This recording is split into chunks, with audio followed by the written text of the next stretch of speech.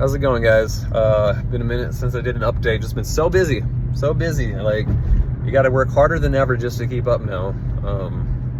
You know what? That's okay. I have a positive mindset about it. I'm glad to be able to grind it out and make things work during these times of our dollar just being debased in value like crazy. It's like at an acceleration speed, and anyone who's paying attention with the debt, the interest we owe on the debt and everything, this is just, it's not sustainable. I was looking at some facts.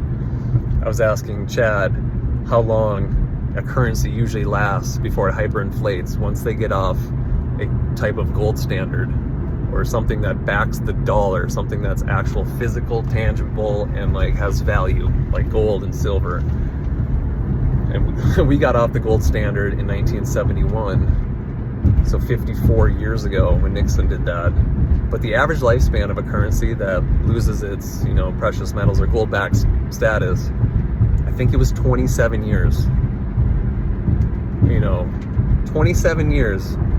So, and there are a lot of examples here to look at, which makes us the outlier too, the longest standing example for a few reasons. It says, military influence, but basically biggest influence being the reserve currency for the world, being used as that. But we see what BRICS is doing, you're trying to get off the dollar and use a stronger form of currency. They're already talking about backing their money with gold and silver. And America's gonna have to do something. They're gonna have to do something. We're gonna default at some point here. More and more people are gonna get ticked off as it literally squeezes them down into poverty. Middle class is disappearing.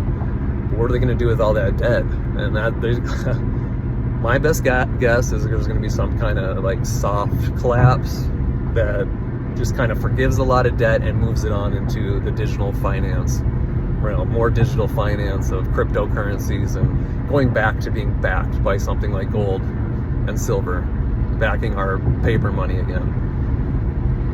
But it would have to be some kind of soft reset where they implement a new system, and it's probably going to be digital, crypto, financial. So I don't know how it all plays out exactly, but I'm watching it. I'm feeling the effects, but at the same time, I can't get too upset and be mad that my money's not going as far anymore. I'm not saving as much money as I used to because everything costs more.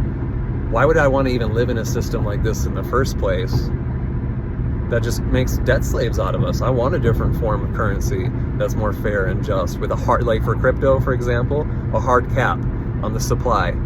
You can't just print more digits into existence later and dilute the rest that everyone else is holding on to, losing their purchasing power.